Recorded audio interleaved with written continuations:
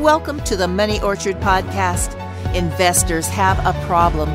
You don't want to lose money. You don't want to run out of money. You want your money to grow, and you want a future free from financial worry. There are thousands of complex investments. Most of them fail. It's extremely difficult to know what will succeed. That's why Dennis turned financial language into a story that will change how you invest. You will see the financial world as clear as an in-focus photograph. It turns investment information into real financial knowledge that works. Hello and welcome to the Money Orchard with Dennis Zaderaka. Today, you know what? We were planning on doing a different podcast. However, the last podcast that we had, and if you haven't heard it, you got to go back and listen to it. Dennis posed a question to me, and it was, if you had $1 million, what would you do? And that conversation was pretty fascinating to me. I learned a lot, and we're actually going to be continuing that conversation in this podcast. If you haven't heard the last one, that's okay. You don't have to hear that one to hear this one, but it will be helpful to go back and listen to it. So without further ado, Dennis, good morning. How are you? Very good. All right. Fantastic. I'm excited to continue the conversation from last time. You posed a question. You taught me a thing or two about what I was doing wrong on the last podcast. So I would like to continue that today. What are we going to be talking about today specifically? Okay, the goal was, what would you do if you had $1 million? Well, if you don't, maybe you got a little bit now, it started, but you want to get to there. My goal is really how can I help you get to that $1 million? Mm-hmm. And it's not just the $1 million, but I want to get you to the point where the $1 million is creating $60,000 to $80,000 of income for you every year. It's the income that we're going for. It's not the $1 million, but the $1 million is kind of a nice number to how we can create the income we want. Mm-hmm. So it's interesting to say, hey, I'd like to have $1 million. Hey, let's do this as a goal. But more importantly, now, what can we do to get there? We're going to have lots of practical steps. So how can I get to that point? All right. So the other way I would put it is how to stop the money drains in your life. Okay, so you just said how to stop the money drains in your life. That is a fantastic topic, fantastic question. How do you stop the money drains in your life, Dennis? Okay. Last time we talked about if I could find money that you don't even know you're losing, would you use some of that to invest to build your $1 million? Absolutely. And yeah, that was a firm yes, because again, I didn't know I was losing it. So it's money I didn't necessarily have. And if I was disciplined enough, that's the key, right? If I was disciplined enough, yes, I would want to use that to continue to build toward that $1 million. Okay. Now, last week, and I don't do this, here's what I call the 3 blood-sucking leeches that drain your money. All right. So one of them, last time we talked about income taxes and how with a combination of federal, state, Social Security, Medicare taxes, and in the lowest tax bracket, which is 12.5% for income, you are giving up 24% of your income that you make. Mm-hmm. So what are some ways we can? So we're going to, that's one of the ways in some we do. The second one, and we talked about also, was property taxes, and how I actually moved from a state where they're extremely high to a state that it's 1/10 of what I was paying before. The next one, and this covers for everybody, is interest payments on debt, and whether it's college loans, car loans, home mortgage, which is a different kind of debt, which is that's the wise use of debt, and then and just all kinds of debt that interest that you would pay in debt. So I'm going to take our car loan of $25,000, and that's kind of just an average car now, which is surprising. But average car loan, it's say 4 or 5% per year for 60 months is a payment of $500 a month. Over that 5 years, you're going to actually pay in $30,000, not $25,000. So it's going to cost you $5,000 of interest. Now, I know that you might say, yeah, but the dealer down there is saying 0% financing. Mm-hmm. Now, here's a valuable tip. If you see 0% financing, that means they have extra money that they could take off the price of that car. So in other words, if they're paying for the financing, that's $5,000 more that's in play. Say, okay, tell you what, if I just buy the car for cash, I want you to give me the $5,000. You are going to pay an interest. Mm-hmm. Mm-hmm. So that would be, it's a little trick to know. It's like, it's not, you're still paying 5%. It's just you're paying it up front in the price of the car. Yeah. But let's say that's $1,000 a year. You're paying an interest is what it basically figures out to be. And if you buy a car every year and you're going to have a car every year for probably the next 50, 60 years, that comes up to be over $600,000. Wow. $1,000 a year times 60 years is $600,000. So that's one place. Okay, I'm not going to get into details how we move this around and make this work, but that gives you here's one of the money drains in terms of the car. Now, credit card debt. Figure that. Let's say you have a $5,000 credit card debt, which is pretty average, for most people have, use credit cards and have some kind of debt on that. And if you paid $100 a month, it would take you 100 months to pay it off. 100 months? So 100 months, if you paid $100 a month. Wow. Now, most people just don't keep paying $100 a month. They charge some more stuff on it. So, the balance. But let's just say you paid it off. The interest cost would be $4,985. Jeez. So in other words, you spent $5, but you're not going to pay out $10 just to pay out the $5 and pay the interest. Wow. Yeah. So actually, whatever you did, double the cost. You want some more? Yeah, this is very positive, Dennis. But I mean, this is real life, though. I mean, that's the whole thing, is that this is real life. And I will say on a quick side note, don't want to derail this, but with the credit card companies, they are actually allowed to change the interest rate on you. I think they have to just give you 30 days notice in writing or something. And of course, they mail that to you. And we all get so many credit card things in the mail. Do we read every one of them? Probably not. Or at least I don't. I'll be honest. I don't. But it doesn't mean if you start off at, a card that you're like, wow, this is only 9% interest, or this is only 12% interest, which is still really high. This is not a bad card. All of a sudden, it may change to 18 or 19. That actually happened to somebody in my life, that they had multiple credit cards during 08, 09, that all of a sudden their interest rates changed and they got into a world of hurt because of it. Exactly. Yeah, it's not a good thing. Let's get into the credit card. So you go to the store, and I don't care. I could name a whole bunch of them, but let's you go to the store and you're paying for the merchandise, and let's say you're using your debit card or you're pulling out some cash. Mm-hmm. What's the first question they ask you? Would you like to open a store credit cards? Exactly. And we'll give you a 10% discount of everything you buy today. Yeah. I've actually seen stores where we'll give you this Coke and a candy bar for filling out the application and submitting it and being approved. Really? I'd rather have 10% off, but yeah, I'd rather have the 10% off too. Okay, you buy something on Amazon and you open up the Amazon credit card. What do they give you? $50. Yeah, I think it was $50. I was just on Cyber Monday. I did that. $50. Well, it's every day. Well, no, but I mean, I saw it on Cyber Monday. I didn't sign up for it, but yeah, I definitely saw it then. This item could only cost you, $4 off this, $54 purchase or whatever. Exactly. So they all do it. Now, why? Okay. Now, why is that? And I'll give you the answer without putting you on the spot. Because they know with a credit card, you will spend 30% more than you would if you didn't have the credit card. Wow. Well, I did not know that statistic. I just knew that once they had you, they had you. That was my answer. That's why they offer you the freebies. Huh. Well, because they also know that you're going to buy more because you've got the card. Yeah. And so again, that's a money drain, and it's one that you there's lots the taxes that get done to us by the other people. This is one we're doing to ourselves. Mm-hmm. And so it doesn't mean that you should, I'm not going to kind of my dad is like, you should never, always pay cash.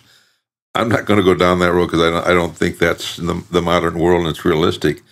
But you should be aware that how big a drain this is on your money. And that I think in a lot of, and I'm not going to, because there's a wide audience here, as everybody's got a different number. But for most people, the money that you pour down, the interest, credit card, car loan, sinkhole, or I call it the blood-sucking leeches. that you could get to. You will get to the $1 million, but it's not going to be yours. It's going to be the other guy's. Yeah, that's true. And look, now you know why you get those credit card applications every single week. At least one, maybe two. Oh yeah, multiple. Yep. And so it's just there's so many little ways to just a few bucks here, a few bucks there. My wife and I laugh. You see the infomercials on TV, and it's always, what's the price? Always $19.99. Yes.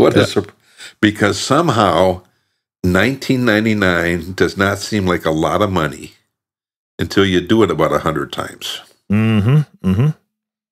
Yep. And I just saw an infomercial the other day that it was 4 easy payments of $33.33. But wait, Dennis, if you act now, we'll knock off a whole payment. So that brings the price down to exactly $99.99, right? So there's always this gimmick that's just here's the other. You're tapping into one other thing. 90% of purchases on a retail level are impulse. Let's get historical. When you get to be about 40, let's say you've lived in your house, 10, 15, 20 years, and all of a sudden now you're going to move because you like the little bit bigger house, and then you got to pack all that stuff up, and you look around and say, man, I spent a lot of money on this stuff. I wish I had the money. Yeah. Because now I got to either give it away, throw it away, or sell it at a garage sale. So we have call it slippage, whatever you want to, however we want to describe it. That's one of the ways to find money we don't lose. Maybe I really don't need this after all. So let me give you a tip or a trick or a way of thinking about this to change spending behavior so that you're spending the $1 million you're building up is for your person, not for the other, for the bank or for the credit card company. So I want to talk about this in terms of when you're working, you are exchanging your time for money.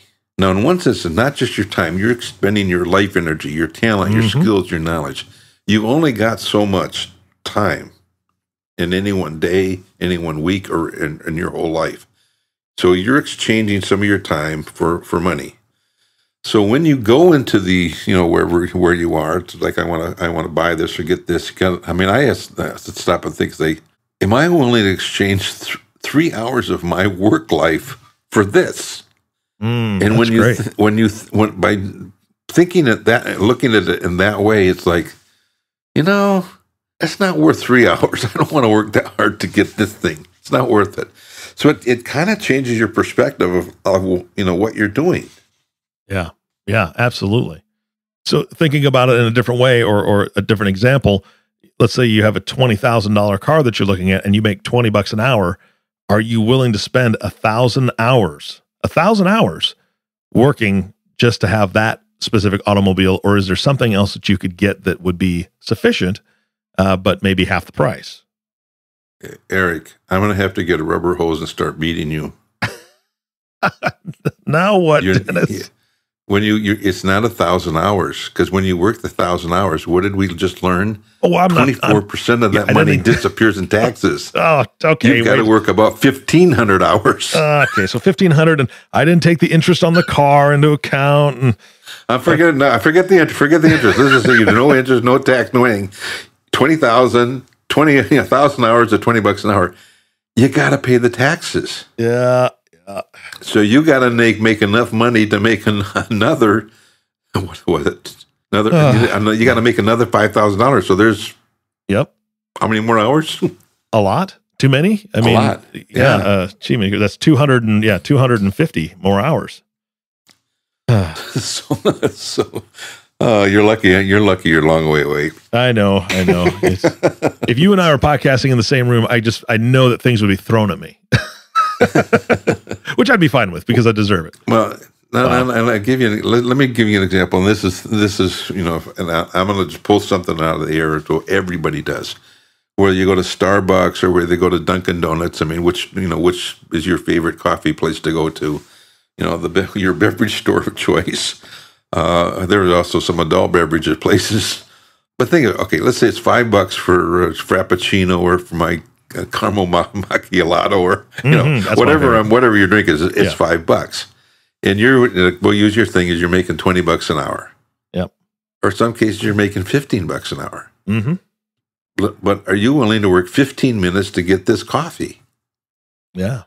No, I think I'll go home and make one for a nickel or a dime. Yeah. No kidding. So it's a great way to think about it. And it's something that, how long did you have to kind of practice that, Dennis, to make that part of your routine is when you started to look to things? Every day. Yeah. I mean, look, I'm as like just anybody else. As I see something, I want it now. Mm-hmm. Yeah. It's like, hey, it's human behavior. It's like, hey, I want that. And so at some point, it's like, I mean, I have to. Well, let me give you an example of this. Is some people came in, and they were tremendously in debt. I mean, just buried. And so they had their budget and everything that costs them, what they're going to do. And so I'm just looking at this like, look, I'm pretty good at math. It's like, there is no way for your income and your expenses and your interest payments on this. They were virtually just covering the interest payments. Mm. And I said, I hate to give this because I'm not a lawyer and this is not a recommendation, but the only way I can see out of this hole is you've got to declare bankruptcy. And the answer was, we already did that. Oh, no. And then they dug the hole again. So I'm going through this, and this is like, you've got this. I mean, you don't need, you're going to have to cut out cable. You're going to have to, go through some of the stuff. We're trying to help them where they're going. And they were giving a lot of money charitably. And I said, you don't have enough money to give charitably. You got to stop doing this. And so anyway, go through a bunch of things is what they, where they could, cut back and begin to get out of this hole. And then the wife got incredibly just angry at me. Says, you should be telling us what to do. You can't tell us what to do. It's our life. It's our, none of your business. And I go, he says, I agree with you. I'm not telling you what you to spend your money on. What I'm trying to point out to you, you're bleeding to death and you're going to die unless you stop it. Yeah. I said, no, if you want 4 things, they all cost $10, but you only got $10. You got to say no to 3 things. I'm not going to tell you which one of the things to say no to. Yeah. That's your business. You're right. I'm just trying to point out that you got to say no 3 times. Yeah. What's the most important thing to you? Yeah, so that's a real life example. I mean, very extreme, but to some degree, I would look. I'm not being. I mean, I don't want to be judgmental exactly or critical, but I do the same thing. I buy stuff I don't need. Mm-hmm. Look backwards, say, "Oh crap! I wish don't. What did you do that for?" Yeah. No, yeah. I do it less than I did when I was younger. Well, here's the thing, Dennis, is that you said on the last podcast, you said, why don't they have a class in school? They needed to have a class in school about how to really utilize money and all the things that you're teaching me and teaching the audience on this podcast. Those are the things that should have been taught in class. When you were saying that, the thing that was running through my brain is something you mentioned earlier on this podcast. What they needed to do was also teach a class on self-control and impulse control, because the emotional decisions we make, the impulsive decisions we make lead to terrible things. And I'm going to tell you, I'm really glad I'm not in the room with you now, because my wife and I decided on a budget of what we were going to do to purchase a new van, looked at some options, a minivan back when my kids were younger. Dennis, we ended up leasing a minivan, a brand new minivan. And you'll love the year of this minivan. It was brand new in 2008. So not only did we lease at the worst possible time in history, of my history at least, we leased a minivan for $640 a month, because, Dennis, it had 3 TVs in it, and the chairs would swivel around. There was a table in the middle that we could all eat in the van, which you talked about looking back. How often do you sit there and think it would be really nice to sit on the side of the road and eat in my car as a family? Let's all get in the back of the van, turn this into a little dinette table, and sit there and eat. And no, it was unbelievably stupid that we walked out. Our budget, honestly, at that point was we said, well, we'll spend up to $400 a month in a car payment, which was still, don't beat me up for that. I know that that's wrong too. But we leased a minivan. It was just a horrible decision. I regret it every day that I think about it. But yeah, we all make those mistakes. Some of us make more severe ones, but see here's the thing. Like, we all do it. It doesn't. I mean, yours might be a minivan. Somebody else might be a motorcycle. Somebody else might be a boat. People might be a trip to Europe. Doesn't matter. Yeah. That's the past. You can't. But the good thing is, can you learn from it? And it's like, Oh yeah. It's like, I mean, I can give you examples. Like, I remember I hit about somewhere around 42, between 40 and 45. I don't remember the exact age. But I remember looking back and says, I've been working for 25 years. Then I made a lot of money in this time. And I look, it's like, where is it all? Mm-hmm. I had a little, I had savings and some investments in that, but I didn't have close to what I would think, that I would now tell myself I should have. But you learn from that and say, okay, look, I got another 25, 30 years. I mean, if your life expectancy is 86, and we'll get into that a little bit, but let's say it's 86 at 40, I still got 40 years. Yeah. So I don't want to look back on 25 years later and go, what you idiot? Yeah. Why didn't you do something different? So that's one. So it's really a matter of knowing that we do it, knowing that, look, when you're in that dealer, they sit you in the car and you wonder, would you like to take a test drive, and they show you the leather seats and all the stuff. It's like, it's cool. It feels good. Mm-hmm. And it's like, and so it's like a major league pitcher going down to little league and pitching. He's going to strike you out every time. Exactly. So anyway, that's one. Now let me pick something more simple, because what I try to tell people is, like, look, it'd be nice to save $1,000 a month or whatever, pick a big number. I would rather you start at $25 a month, because I'll bet you. I ask you this question: do you think you waste $25 a month? Easily. How about $25 a week? Yeah, it's getting closer. If you say day, I'm going to say no, but no, but because you don't go to the store every day. Exactly. Exactly. That's true. But so I'd rather you start small and just do this now. And I'm going to give you an example. What I learned a lot of the stuff I know from talking to other people. So I'd ask people who have achieved some success in getting closer to whatever the $1 million that they needed. So I asked them, how did you do this? And they basically said, we decided how much money we needed for retirement, and we just set that aside. And then, which turned out to be, they saved about 10% of their income. And then whatever we had left, we spent. Because here's what I tell you, basically what I've learned in almost 40 years of being a financial planner. Budgets don't work, because budgets are logical. They're mathematical. Yep. You spend your money emotionally. True. And so they don't work. So what these people did is said they made their emotional decision. I want to have my $1 million in retirement. I need to have $60,000 a year for income. What do we got to save every year, every paycheck to get there, step by step? And then whatever's left, let's not argue about it. We're going to spend it.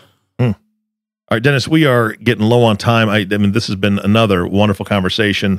I appreciate you going easy on me with the rubber hose thing, and or at least not being able to reach me.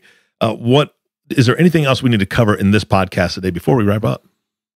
I would like to give you a more simple way to do this in terms of what we do. How can we save a little bit of money? All right. And one is this: Americans love to eat out.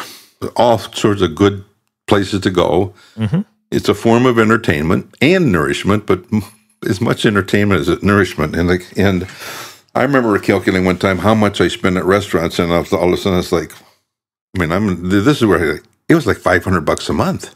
Wow. Now you can go to, but think of it this way: you go to McDonald's, Buffalo Wild Wings, or P.F. Chang's, or whatever your favorite place is. It's pretty hard to walk out of there without a $40, $50, $60 bill. Mm-hmm. Very true. And if you start drinking, Coca-Cola, or you drink a beer or wine or whatever, all of a sudden it's easy to get. So let's just say $50. And then after the dinner, what do they come up and say is, would you like dessert? Mm-hmm. Well, I'm already too full already, but, they pop for every $8 to $10 dessert. So it's cutting back a little bit. It means, okay, if you spend $50 a time and you eat out two times a week, which is kind of average, when you think of lunch and dinner and, weekends and so on. So it's maybe just, can I cut out one time going out to dinner or lunch a week? And that's $50 a week. Yeah, that's true. And so it's just a matter of, it's like, it's important. I want to have this. I want to have this orchard, and I can commit, I'm going to do this. I'm going to put away the $50. I'm not going to have it. And therefore, then we're going to be saving it. And then we still can go out to eat and do the things we like to do. But we also took care of this other important thing for me. Yeah, absolutely. Over these last two podcasts, Dennis, you've really given, again, a lot of insight, a lot of ways to start on a better path and a better, making better habits, also avoiding, the leeches that you were talking about. If somebody wants to continue this conversation with you or get just more information, I know they can go to your website. Can you give us the website address, please? It's just my name, DennisZaderaka.com. All right. And that way you'd have access to my email and a phone number as well. Yeah, absolutely. And you can find a link to that website in the podcast summary. So if you're listening to this on your device in the car, wait till you get home, please.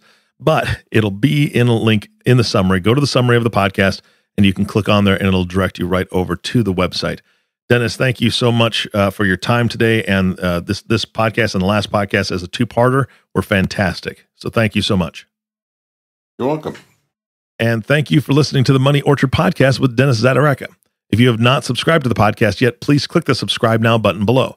This way, when Dennis comes out with a new podcast, it'll show up directly on your listening device. This makes it much easier to share these podcasts with your friends and family. And if you're married, your significant other needs to hear this with you because this is great information. And as a team, you guys can really start to take control of what you're doing. Because I'll tell you what, if I was single, I'd be completely broke because my wife helps rein me in on those little shopping things that I do on Amazon. I like gadgets and stuff. So yeah, we have conversations about that a lot. Anywho, that's me. How about you? Share this with your friends and family. They'll appreciate it. Again, thanks for listening today. For everyone at the Money Orchard, this is Eric Johnson reminding you to live your best day every day. And we'll see you next time. The Money Orchard symbolizes the portfolio, which is your money making money. When income from the orchard is the same as the income from your job, you are financially self-reliant. You have income sustainability because of your Money Orchard. Thank you for listening to the Money Orchard Podcast. Click the subscribe button below to be notified when new episodes become available. TheMoneyOrchard.org.